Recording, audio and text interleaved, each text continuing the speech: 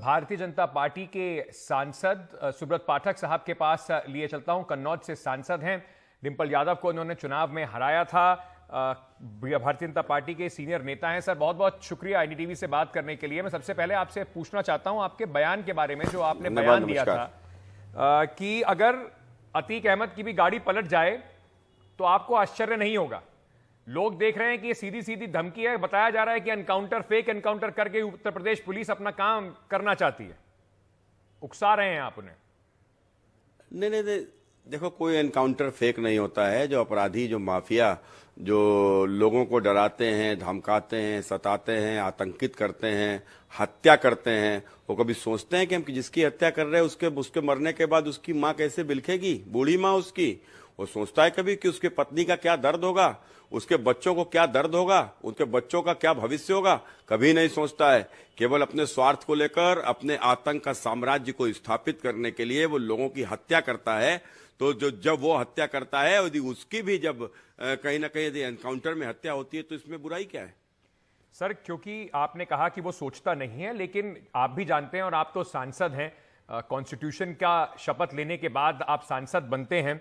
उसमें बड़ा साफ साफ लिखा हुआ है कि कोई भी किसी तरह का भी अपराधी हो, कानूनी प्रक्रिया जो है उसके तहत ही उसको सजा दी जाती है।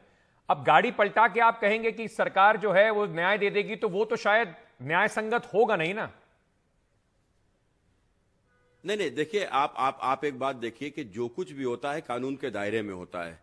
और यदि कोई गाड़ी पलटती है तो वो जब भागने की चेष्टा करता है, जब वो वैसे विनाश काले विपरीत बुद्धि, तो कुल मिलाकर उसकी बुद्धि फिर जाती है। वो भागने का चेष्टा करता है, तो भागने की चेष्टा में गुत्थम गुत्था होता है।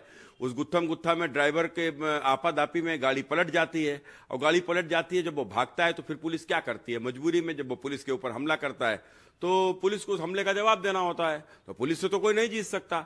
तो कुल मिलाकर मेरा तो कहने का सिर्फ यही तात्पर्य है कि कम से कम यह आतंकी, अपराधी, जिन्होंने आतंक का राज कायम किया, आतंक, लोगों को आतंकित करके अपना एक साम्राज्य स्थापित किया, अरबों खरबों की संपत्ति बनाई, सत्ता का संरक्षण पाया, और आज ऐसे अपराधी यदि उनको डर लगने लगा है तो यही तो डर हम लोग चाहते हैं कि डर उनके अंदर हो, सरकार का, यहाँ की व्यवस्था। जो लोग इस वक्त देख रहे होंगे, दर्शक, वो ये कह रहे होंगे कि सुब्रत पाठक साहब बिल्कुल ऐसे बता रहे हैं जैसे स्क्रिप्ट वही लिख रहे हो इस पूरे, किस तरीके से एनकाउंटर हो जाएगा, ड्राइवर के हाथ से गाड़ी फिसल जाएगी और फिर पुलिस एनकाउंटर कर देगी।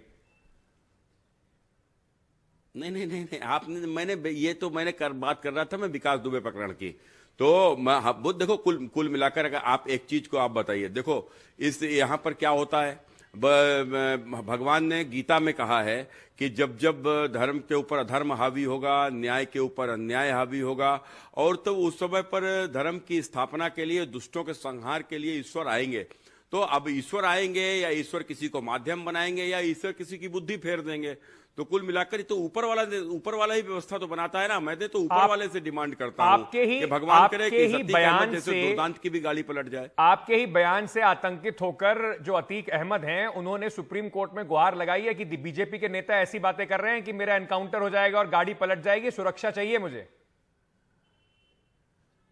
अगर कुल मिलाकर जो व्यक्ति अपने आतंक से जो दूसरों को डराता है, वो मेरे बयान से डर गया, तो ये डर मुझे अच्छा लगता है। मैं आपसे यह भी जानना चाहूंगा, ये जो डर है, ये आपके ऊपर आरोप लगाती हैं विपक्षी पार्टियां भारतीय जनता पार्टी पे, जो डर है माफियाओं का, अच्छी बात है, किसी भी प्रदेश में कानून का शासन होना चाहिए, अपराधियों को डरना चाहिए, लेकिन ये डर एक धर्म या एक तबके के ही जो अपराधी हैं उन्हीं में बैठाने की कोशिश की जा रही है। इसलिए यह कहा जा रहा है कि चाहे धनंजय सिंह हो, जिनके ऊपर कई सारे केसेस हैं, बाहुबली नेता हैं, वो क्योंकि एक विशेष जाति से आते हैं, एक दूसरी जाति से आते हैं, तो चाहे पुलिस जब उन्हें ढूंढ रही थी, एब्सकॉन्डिंग उत्तर प्रदेश पुलिस कह रही थी, तो चुनाव से पहले वो क्रिकेट खेलते नजर आते थे। अगर हम बात करें आप ही की पार्टी के जो एमपी हैं, गोंडा से आते हैं, ब्रिजभूषण शरण सिंह साहब, उनके ऊपर अभी भी बड़े गंभीर आरोप लगे, पहले भी आरोप लगे थे, उनको सर कानून का डर नहीं सताता है? देखो, आप एक बात को, अगर आप इस तरीके की बात करोगे तो फिर आप ये बताओ कि विकास दुबे का कोई क्रिश्चियन था क्या? विकास दुबे किस धर्म का था? विकास दुबे भी तो इसी धर्म का था। देखो, हम लोगों ने कभी अपराध को अपराधी की नजर से देखा है? अपराध को हम लोगों ने जाति की नजर से कभी नहीं देखा। अपराधी अपराधी है, और चाहे जिस जाति का हो उसको उसके अंजाम तक पहुंचाया जाएगा। रही बात धनंजय की, तो धनंजय को भारतीय जनता पार्टी से कोई जुड़ाव नहीं है और धनंजय सिंह ने आज तक भारतीय जनता पार्टी की सरकार में कोई गलत कृत्य नहीं किया है। यदि धनंजय सिंह करेगा तो धनंजय सिंह को भी उनके अंजाम तक पहुंचाया जाएगा। तो इसलिए इस बात को कहना कि ब्रजभूषण शरण सिंह जी या उनके ऊपर, जिनके ऊपर जो कोई भी यदि इस प्रकार के कोई मुकदमे हैं भी, तो मुकदमे कोर्ट में चल रहे हैं। मुकदमा तो समाजवादी पार्टी ने मेरे ऊपर भी लिखा दिया था, क्योंकि मैं उनकी पत्नी के खिलाफ चुनाव लड़ गया था। कितने गंभीर मुकदमे थे, 120 बी और 395 और क्या नाम, ताजिया के चंदा की लूट और पता नहीं कौन कौन से मुकदमे लगाए थे। एक भी मुकदमा मैंने वापस नहीं लिया सरकार से।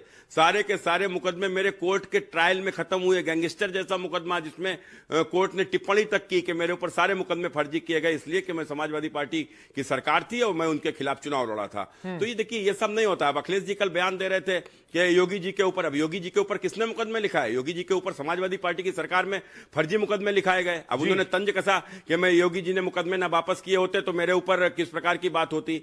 तो जबकि अखिलेश जी को यह समझना चाहिए, पता नहीं मीडिया कहां खोई हुई है। मीडिया को लिखना चाहिए कि एक ईमानदार मुख्यमंत्री के सामने एक भ्रष्ट पूर्व मुख्यमंत्री बैठा हुआ है, जिसके ऊपर आज से अधिक संपत्ति का मामला चल रहा है। सर, आपने बहुत बढ़िया बात यह कही कि जैसे आपके ऊपर ही मुकदमे करे गए थे, कानून ने, अदालत ने आपको उन सब मुकदमों में छोड़ दिया, तो वो सारे समझ में आया कि आपको परेशान करने के लिए मुकदमे किए गए थे और यही लीगल प्रोसेस होती है।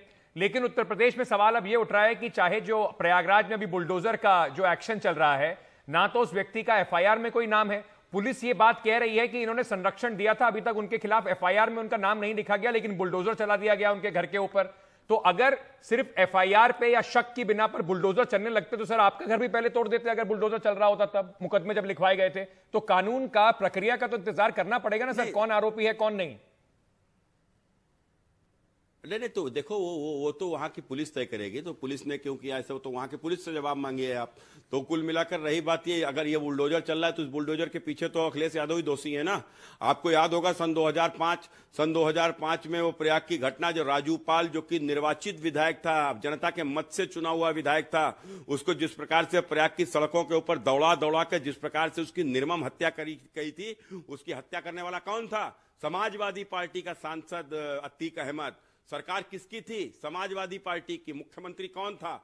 समाजवादी पार्टी का। तो उसके बाद उसी समय यदि हिसाब किताब कर दिया होता तो शायद आज बुलडोजर चलाने की आवश्यकता नहीं होती।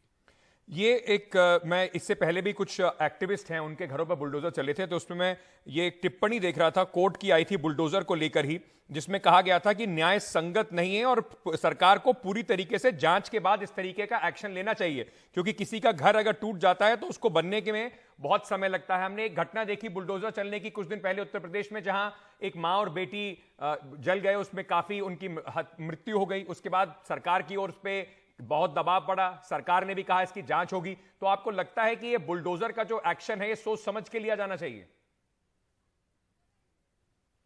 देखो, बुलडोजर, महाराज जी ने बिल्कुल स्पष्ट रूप से कहा है कि ये बुलडोजर, ये जो है अपराधी माफियाओं के खिलाफ चलेगा और इसके अपराधी और माफियाओं के ऊपर बुलडोजर का प्रयोग होना ही चाहिए, होता रहेगा, रुकेगा नहीं।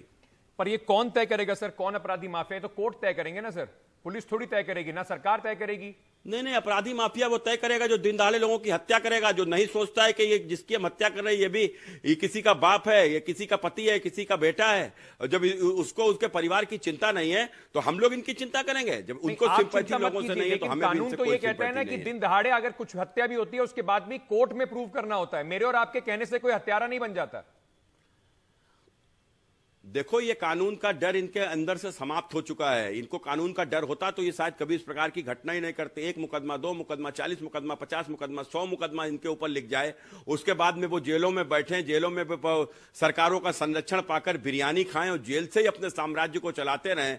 ऐसे लोग जो कानून को समझते नहीं है, कानून की भाषा नहीं समझते हैं, वो कानून के द्वारा बनाई हुई बंदूक की भाषा समझते हैं। तो कानून ने तो बंदूक भी दिया है ना, तो वो भाषा समझाया जाएगा उनको, समझेंगे वो लोग। सर, मैं अंत में आपसे पूछना चाहता हूं कि क्या थोड़ा जिस तरीके से आप कह रहे हैं कि बंदूक की भाषा ही लोग समझते हैं, तो आपको लगता है कि उससे उत्तर प्रदेश के अंदर जो भय है अपराधियों में वो बढ़ जाएगा?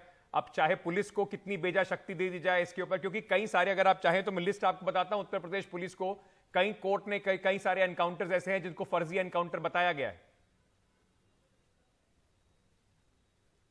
देखो, जहां के ऊपर गलत होगा हम लोग भी गलत बोलेंगे, जहां के ऊपर गलत होगा हम गलत का विरोध करेंगे। और जो कोई भी अधिकारी पुलिस वाला कोई गलत करता है, सरकार उसके ऊपर भी कार्रवाई करती है। आपने देखा होगा कानपुर कांड में से कितने जिनके सबके ऊपर एफआईआर हुई है, सबको जेल भेज दिया गया है। तो कुल मिलाकर ये, लेकिन जो अपराधी जो केवल अपना आतंक स्थापित करने के लिए, आतंक का साम्राज्य स्थापित करने के लिए, जो लोगों को डराने के लिए जो लोगों की हत्याएं करता है, उस हत्या को एक बिल्कुल सगल बना लेता है। मैंने कितने मुकदमे, 50 मुकदमे, कितनी हत्या, 60 हत्या, 70 हत्या। इस तरीके के लोग जो आदमी को बिल्कुल मुर्गा बकरी मानते हैं, उनसे किसी प्रकार की कोई सिंपैथी होनी चाहिए। मैं तो कहता हूं कि आपको भी मेरी बात का समर्थन करना चाहिए। सर, कानून की बात हम इस पे रख देते हैं, छोड़ देते हैं कानून पे, क्योंकि देश के अंदर संविधान और कानून से तय होगा। लेकिन बहुत बहुत शुक्रिया, आपने समय निकाला, अपनी बात रखी। उत्तर प्रदेश के अंदर कानून व्यवस्था के लिए जिस तरीके से उत्तर प्रदेश की सरकार काम कर रही है उसके बारे में हमें बताया। बहुत बहुत शुक्रिया सुब्रत पाठक साहब हमसे जुड़ने के लिए। नमस्कार।